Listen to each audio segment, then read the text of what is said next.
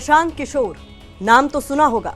बिल्कुल इसी अंदाज में पीके बिहार की चुनावी जमीन पर अपनी मौजूदगी दर्ज करा रहे हैं। प्रशांत किशोर, जिन्हें राजनीति के चाणक्य जैसे कई तमगे मिले हुए हैं, लेकिन इस बार वो किसी और के लिए नहीं बल्कि अपनी पार्टी को बिहार की सत्ता दिलाने के लिए एड़ी चोटी का जोर लगा रहे हैं। विधानसभा चुनाव के लिए प्रशांत किशोर ने सबसे पहले 51 उम्मीदवारों की लिस्ट जारी करके हर किसी को चौंका दिया। प्रशांत किशोर बिहार की जन स्वराज की सरकार तो देना चाहते हैं, लेकिन जनता के बीच जाकर वो ये कहते हैं कि वो वोट मांगने नहीं बल्कि राज्य का सुनहरा भविष्य जनता से मांगने आए हैं। बिहार की राजनीति में ये पीके का नया स्टाइल है, जिसकी चारों ओर चर्चा हो रही है। चर्चा का ही नतीजा है कि अब लालू यादव के बेटे और सीएम फेस की तरह प्रोजेक्ट हो रहे तेजस्वी यादव के खिलाफ राघोपुर से पीके के चुनाव लड़ने के कयास लग रहे हैं। और हम भारत की बात में आज इसी सवाल का जवाब ढूंढ रहे हैं कि पीके सिर्फ माहौल बना रहे हैं या वाकई विरोधियों को इस बार वो पानी पिलाने वाले हैं।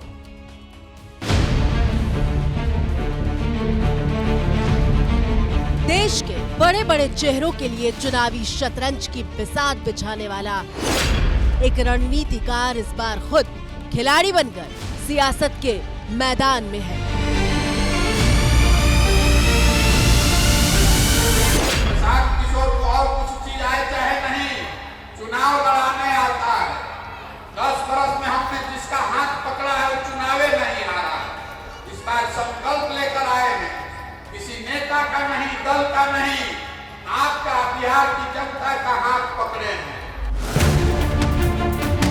मोदी से लेकर नीतीश और ममता बनर्जी तक के चुनावी चाणक्य कहे जाने वाले प्रशांत किशोर बिहार की धरती पर एक नई राजनीति का दावा कर रहे हैं। हम वोट नहीं मांगते हैं, ये वोट मांगने का अभियान नहीं है। हम नाली गली भी नहीं बनवाते हैं, राशन कार्ड भी ना दिलवाई, राउर कोनो मदद भी हम ना करो, ना वोट मांगी ना राउर मदद करीला। एक ऐसा खिलाड़ी जो राजनीति के दांवपेच भी जानता है और नेताओं वाली डायलॉग बाजी का भी मास्टर है। हम लोग की यात्रा शानदार रही कि नहीं, ये तो इतिहास कार इसका आकलन करेंगे, लोग बताएंगे। हम इतना ही आपसे कह सकते हैं कि हम लोग की यात्रा शानदार रही या न रही, पिछले 1 साल यात्रा ईमानदार जरूर रही है। पीके फैक्टर चर्चा में है क्योंकि बिहार के चुनाव में एक बेहद पढ़ा लिखा व्यक्ति ताल ठोक रहा है, जो गरीबी और बेरोजगारी के आंकड़े भी गिनाता है और उसके पीछे की वजह भी। ये 18 वर्ष के अपने शासन काल में बिहार के लोगों को नौकरी नहीं दे पाए और अब कह रहे हैं कि वोट दे दो तो मैं आऊंगा तो 3.5 करोड़ नौकरी दे दूंगा। भैया मोदी जी ने भी ऐसा ही जाल किया फेंका था कि हर साल 2 करोड़ नौकरी दे दूंगा। तो मोदी जी देश में 2 करोड़ नौकरी नहीं दे पा रहे हैं। तेजस्वी यादव इतने विद्वान हैं कि वो 3.5 करोड़ नौकरी बिहार में दे देंगे। तो बिहार की जनता इतनी मूर्ख नहीं है। एक व्यवस्था बना दी जाए। पर्दे के पीछे रहकर चुनावी गुनाभाग करने वाले प्रशांत किशोर ने 2022 में 2 अक्टूबर यानी गांधी जयंती के दिन जन स्वराज यात्रा की शुरुआत की थी, जो बिहार के पश्चिमी चंपारण से शुरू हुई थी। प्रशांत किशोर बिहार के गांव-गांव जाकर लोगों से पूछ रहे थे कि क्या जन स्वराज को एक राजनीतिक दल बनना चाहिए। एकर नाम क्या बा? जन स्वराज। ये प्रशांत स्वराज नहीं है, मोदी स्वराज नहीं, नीतीश स्वराज नहीं, जन स्वराज, जनता का सुंदर राज। जनता के सुंदर राज तभी हो सकता है जब जनता के बीच से जो आदमी ढूंढ कर निकाला जाए उसी को जिताया जाए, तभी बनेगा जनता का सरकार। 5000 किलोमीटर लंबी ये यात्रा पूरी हो चुकी है और प्रशांत किशोर दावा कर रहे हैं कि लड़ाई अब अपने अंतिम दौर में है। बिहार में बदलाव के लिए, एक बेहतर व्यवस्था बनाने के लिए जन स्वराज ने जो प्रयास आज से 3-3.5 साल पहले शुरू किया है, वो लड़ाई अब अंतिम और निर्णायक चरण में है।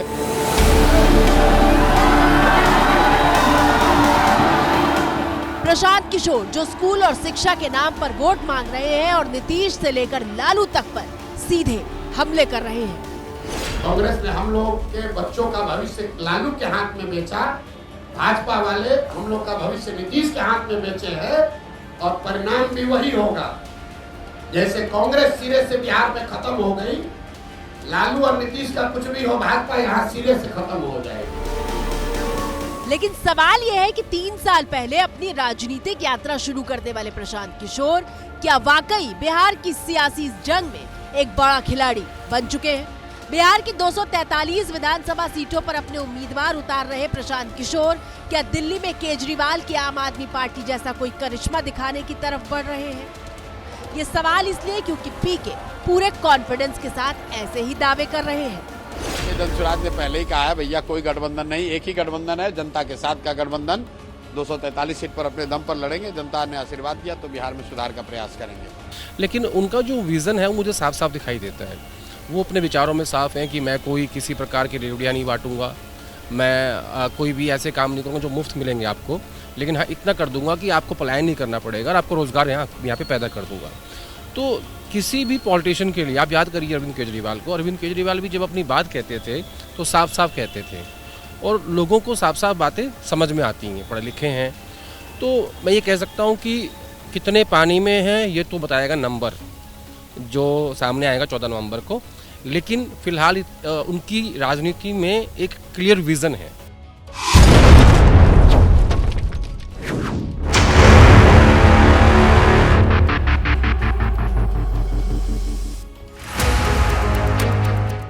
बिहार विधानसभा चुनाव का ऐलान हो चुका है और पीके की हवा कितनी तेज चल रही है ये बताने वाली एक तस्वीर हम आपको दिखाते हैं।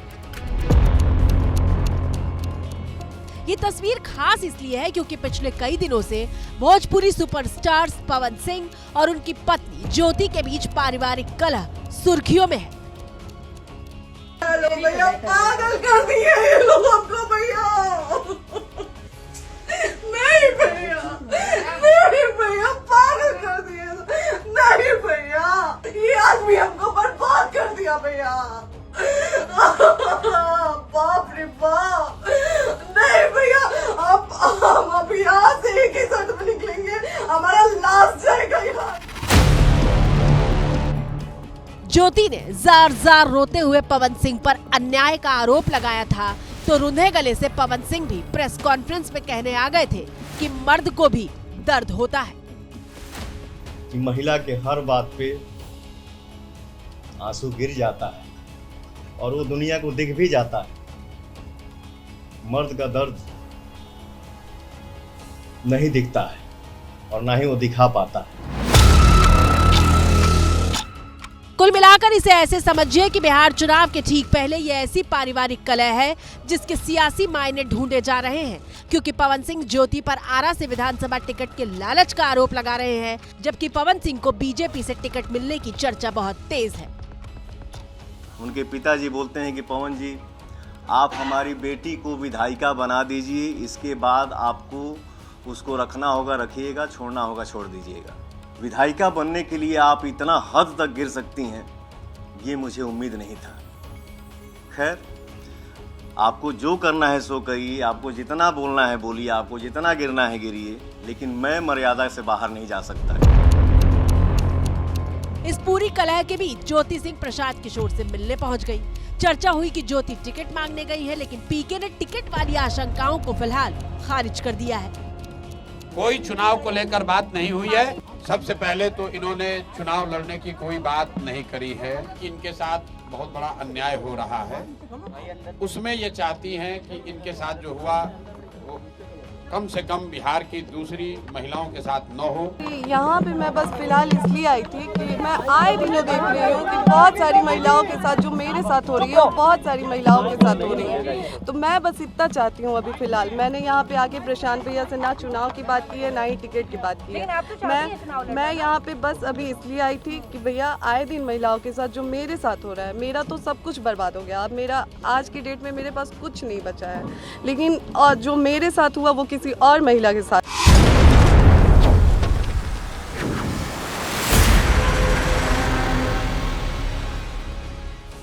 कहने का मतलब ये है कि ज्योति सिंह भी जानती हैं कि अगर वो अपनी परेशानी लेकर प्रशांत किशोर के दरवाजे पर जाएंगी तो ये खबर सिर्फ बिहार ही नहीं बल्कि पूरे देश में चर्चा का विषय बन जाएगी। और ज्योति चाहती भी यही है कि उनका पक्ष ज्यादा से ज्यादा लोगों तक पहुंचाया जाए। सवाल यह है कि क्या पीके का कद बिहार की राजनीति में वाकई बहुत बड़ा हो गया है, या फिर चुनाव नजदीक आता देखकर कद को बड़ा करने के लिए भी कई तरह के दांवपेच इस्तेमाल किए जा रहे हैं। मिसाल के तौर पर अचानक पीके की बिहार की राघोपुर सीट से लड़ने की चर्चा हो रही है और राघोपुर लालू परिवार का गढ़ होने के साथ साथ तेजस्वी की सीट है। हालांकि पीके इस चर्चा पर कुछ कहने से बच रहे हैं, लेकिन कुछ तो पक रहा है, ये जरूर कहा जा सकता है। राघोपुर भी उसमें शामिल, इसलिए मुझे एक दिन राघोपुर जाना है 11 तारीख। बिहार की राजनीति में इस वक्त सबसे ज्यादा चर्चा इस बात की हो रही है कि प्रशांत किशोर आखिर लालू यादव के गढ़ और उनके बेटे के विधानसभा क्षेत्र राघोपुर क्यों जा रहे हैं।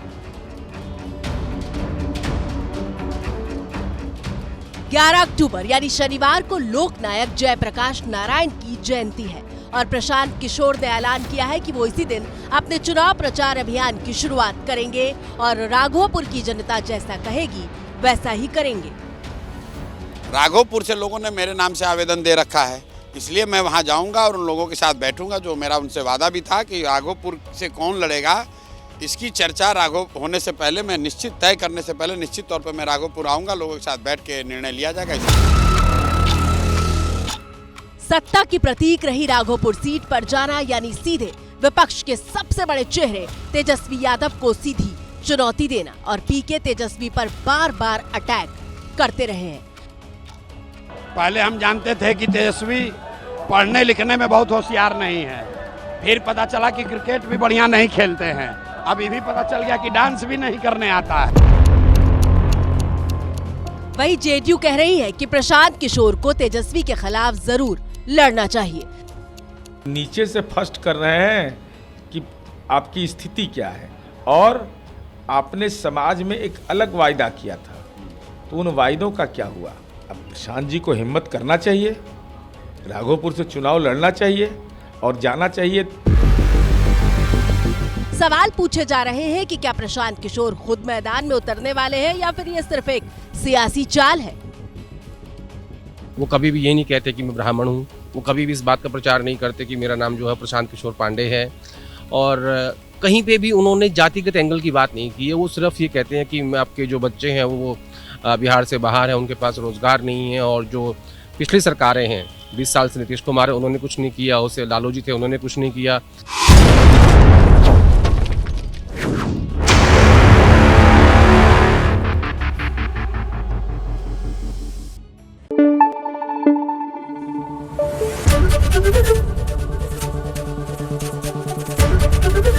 एबीपी न्यूज आपको रखे आगे।